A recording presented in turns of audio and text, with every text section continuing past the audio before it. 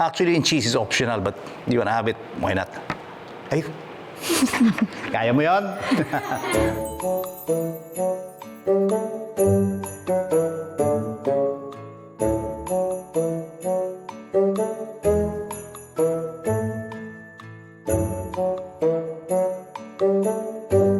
You know, one thing I noticed About Christmas celebration or any celebration, whether it be New Year, Christmas, birthday, the only ones having a good time are the guests or the relatives, no? Napansin ko, yung mga nagpe-prepare ng mga pagkain, hindi sila nag-i-enjoy. Why? They're so busy preparing food. So naisip ko, why don't I prepare dishes that is going to be very easy to prepare but very, very good. It'll surprise. Also, you're talking about surprise. It's also going to surprise whoever you're going to feed. So I came up with 4 dishes. My very first dish is called tawilis fans or dilis fans. You may use any kind of small fish at saka pwedeng dilis also. Basta importante rito is you have to be very organized. You have the recipe in front of you. I have all the ingredients here. So let me start, no? I have a mixing bowl. I have a wire whip. Lagyan natin ng flour. This is all-purpose flour. You have to be very organized pag nasa kusina kayo kasi pagka, let's say, sinabi mong flour, 1 cup, doon ka lang magsusukat, magkakagulo-gulo ka. Baking powder. Itong baking powder na ito, what it does is it adds parang bubbles. Sometimes what they use also is they put beer instead of baking powder. So, meron tayong salt and pepper. And my point in seasoning this mixture is so that pag nakagat ninyo yung tawilis, in this case, may lasa, even without the sauce. Now, the sauce of this is just vinegar and chopped garlic. Yun lang, okay? Now, we will put in our egg, beaten egg, 1 beaten egg. Tapos, I have chilled water, and the reason for this being chilled is so that the contrast of the hot oil, which I'm heating by the way, at saka yung cold batter, magko-contrast. So when you drop in the tawilis fans, it'll shock the outside and seal the inside. So, mako-cover niya, magiging malutong yung outside, pero moist pa rin yung inside. So, I've poured some of the water. What you want to do here is eyeball this mixture, okay? Very important, huwag masyadong malapot. Kasi pag masyadong malapot, makapal yung batter. And you don't want that. So you add the water slowly. Yan. Okay? So meron na tayong mainit na mantika dyan. Actually, medyo malabnaw to. Pero okay na yan. Pwede yan. So we have a light batter. So what you want to do is get, let's say, mga 4 pieces of tawilis. Hawakan nyo sa buntot. Okay? 4 pieces like this. Just so that you get the idea. Okay? Ang tawilis kasi, kailangan ino-overcook mo ito para nakakain mo lahat, no? Yan, parang fan. Okay? Ganyan, no? Tapos i-dip mo lang siya na ganyan. Mainit na yung mantika natin. Ayan na. Let's check muna kung mainit na yung mantika natin. Okay? Ayun, pwede na. Look at this. Yan na. Okay.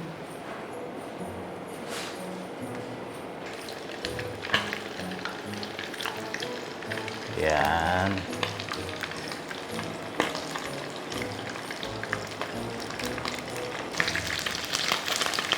Ako.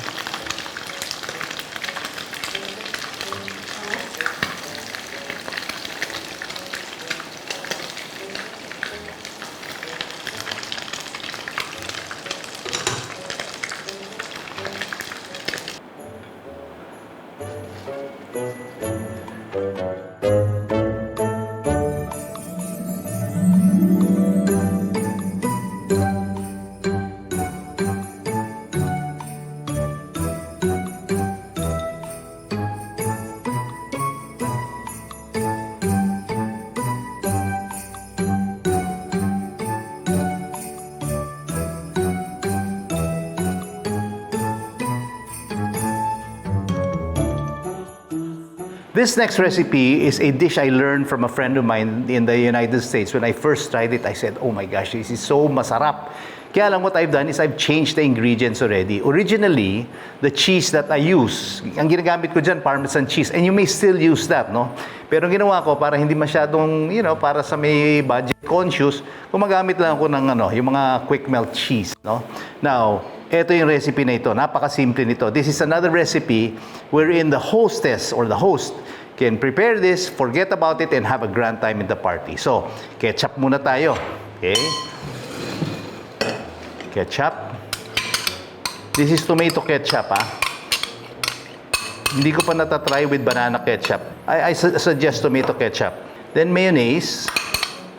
Okay. How can you go wrong with that? Tapos grated cheese. Okay. Ito na yung mga flavorings niya. Meron tayong mustard. Table mustard lang ito. Okay. Sa akin kasi, pag nagpapakain ka, kailangan ang pakain mo yung kakaiba. Ako, my philosophy is surprise yung papakainin mo lagi. Kasi everybody likes a surprise, di ba? So, gulatin mo sila na parang, uy, kakaiba ito Hindi ko pa natatry ito. Soy sauce, okay? Yan ang flavoring niya. Tsaka oyster sauce. Okay? Now, ang gagawin mo dito is this. Haluin mo lang lahat. Okay. Halo-halo lang ho lahat yan. Ganyan. Hanggang maging one color siya. Okay. Now, you can imagine already why it's called creamy because the moment that cheese melts, ay patay ka na. Diba? So, you mix all of that very, very well until you can see that it has one color. Tingnan mo, isa na lang kulay yan, diba? And then, what we will do is we will get a baking dish. Ilagay natin to lahat na itong chicken natin, You just dip the chicken there, okay? Tapos, i-arrange lang natin. Each piece of chicken, you dip in this mixture. I have hanggang 8 pieces of chicken quarters pwede nito Okay? Ganyan lang siya. And then, alam mo, mangyayari dito is that the drippings will... yung oil niya will mix with the marinade. Oh my gosh, ang sarap nito. Very, very masarap to. And this one, you bake for siguro about 1 hour. Tatakpan mo ito ng foil. Okay? Tatakpan mo lang siya ng foil for about 45 minutes. After 45 minutes, tatanggalin mo yung foil and then tapusin mo yung pag-bake 15 minutes without the foil. And why? Because ayaw natin masunog yung ibabaw niya. Pero gusto ko medyo tostado ng konti, mas masarap din yun Okay, so actually, if you notice, marami pa tayong leftover na marinade. So you can make as many as 10 quarters. Okay? So ang gagawin nyo with the leftover marinade is just pour it all over the chicken. Yan. Trust me, masarap ito. Pag hindi masarap ito, sisihin nyo ako. Sarap to. And anybody, even if you've never cooked in your entire life, you want to talk about surprises, surprise your family. Cook this. We are going to cover this with foil and bake it at 350 degrees for about 45 minutes muna. After 45 minutes, you remove the cover and continue baking for another hour. But check also, if you have a knife, you puncture the part between the leg and the thigh to make sure na luto na yon. That's the thickest part yung malapit sa buto. Pag luto na siya, go ahead. Me, sometimes, I like to exaggerate the baking. So, 1 hour and 15 minutes is okay because I like to have the meat falling off the bone. Okay? Pasok na natin ito sa oven. Okay? Okay. 1 hour after. Okay? Ito na yung ating baked chicken. Ilagay mo yung sauce na ito sa kanin mo, patay kang bata ka. Sarap niyan. Trust me, this is very, very good.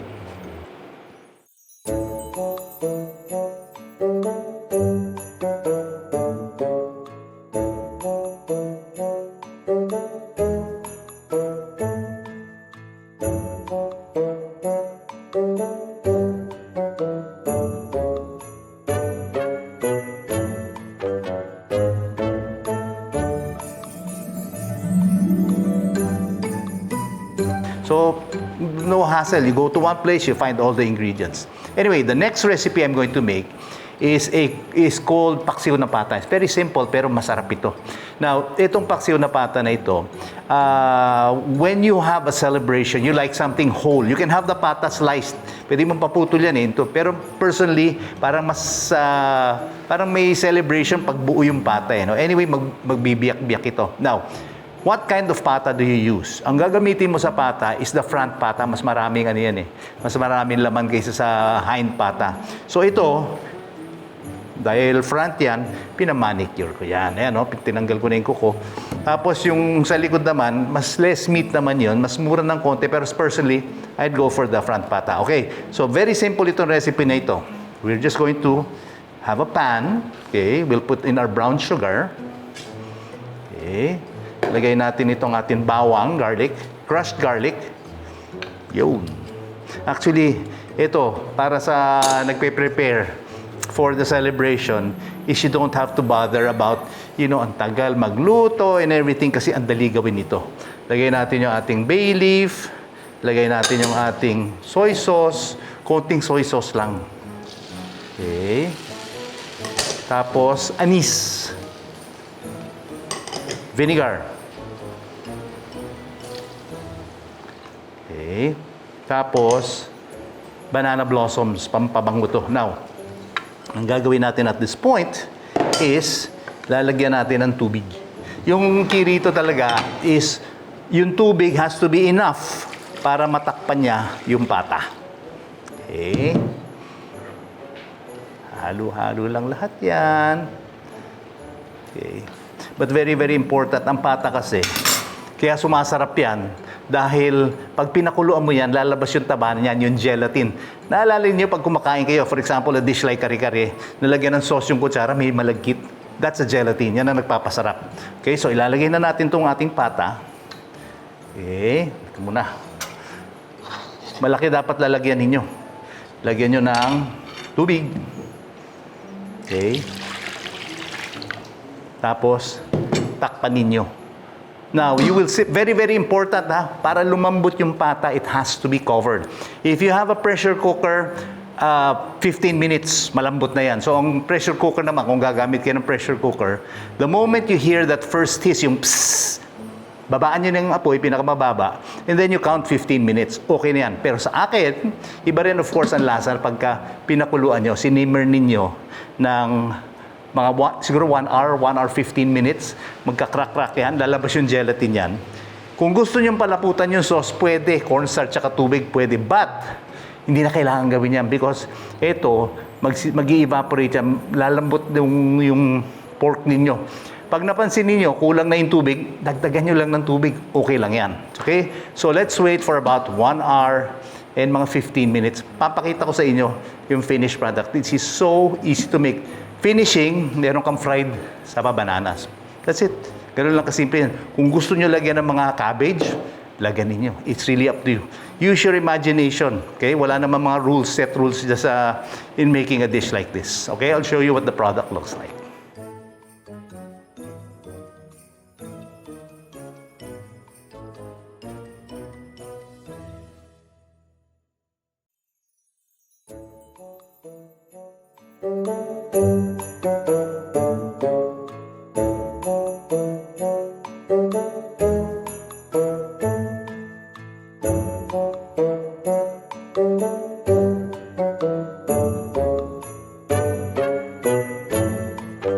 Olden times sa Bible, pagka may meal that was a cause for celebration and parang bonding, get together yan, fellowship. What I want you to do, ang star ng mga meals are the ones who prepare the food. So, if you've never cooked before in your life, try all these 4 recipes. Trust me, matutuwa sa'yo. At saka alam mo yan, it's a cycle eh. When the people you feed like the food and they tell you, gaganahan ka magluto eh. Cooking is confidence building, but you have to start with a good, simple, delicious recipe. Because if you cook something na hindi masarap at sinabi sa'yo, kumanta ka na lang, mawawalan ka ng gana magluto eh. So a lot of people have told me, I'm not made for the kitchen. That's not true. Start with a good, simple recipe. Now, this recipe that I have here is a very common dessert in most Filipino celebrations. This one is called frozen fruit cocktail. Now, the key here really is that you have to drain the canned fruit cocktail. Ako, ginawa ko ito. I drained this overnight or many hours. What will happen is that pag may natirang konting juice, nagkikrystallize yun pag freeze mo. Hindi maganda. Alam mo yung feeling na pag yung ice cream na natuyuan, tapos pina-freeze mo ulit para may crystals, ayaw mo yun. Now, meron tayong cream. Madali lang to eh. Ordinaryong cream lang. It doesn't have to be the expensive kind of cream. Okay. Okay, yan. Importante rito yung combination ng condensed milk. Sarap yung condensed milk ba? Diba? Okay. Yan. Mix all of this together very, very well. Alam mo, importante rin is that you do not over mix as few times as possible kasi mabilis madurog itong fruit cocktail. So, haluin mo ng mabuti until it becomes one smooth mixture. And then, lagay natin itong ating raisins. Okay. Lagay natin itong ating light cheese. Okay. Lagay natin itong ating fruit cocktail. Alam mo itong cheese, you can put this, actually this whole mixture, you can put it on a baking dish, keep it in the freezer, top it with grated cheese or chopped cheese. Yung cheese naman, ang purpose niyan, para may contrast, di ba? Ang masarap is fruits and cheese, di ba? Ito yun, fruits and cheese. Okay, so, gagawin natin is, lagay na natin itong ating fruit cocktail. Okay, basta importante, na drain ng mabuti. Haluin natin. Tapos i-freeze. Very, very important is to freeze it. Everybody will love this. Everybody will love this. Nakikita ko na. Subukan natin. Okay? Lagyan natin ng... Testingin muna natin to. Yan. Tapos lagyan natin ng 2 pirasong cheese. Cube cheese, ha? Actually, yung cheese is optional, but you wanna have it, why not? Ay! Kaya mo yun?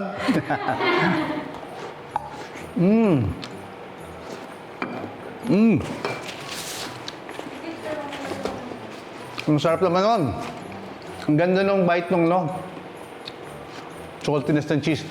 I'm sure marami sa inyo yung natawa dun sa nangyari kasi nangyari na rin sa inyo yan. Susubo ka. May mask ka pala. Anyway, there it is.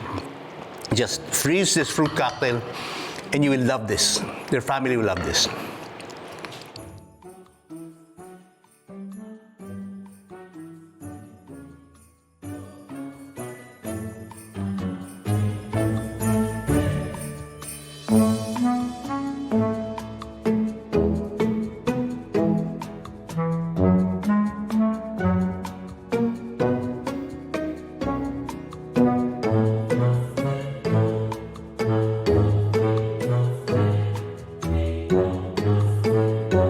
By the way, all these ingredients that I'm showing you today, you can find in all the groceries of Ayala malls like Landmark Supermarket, Rustan Supermarket, Metro Supermarket, and Robinson Supermarket.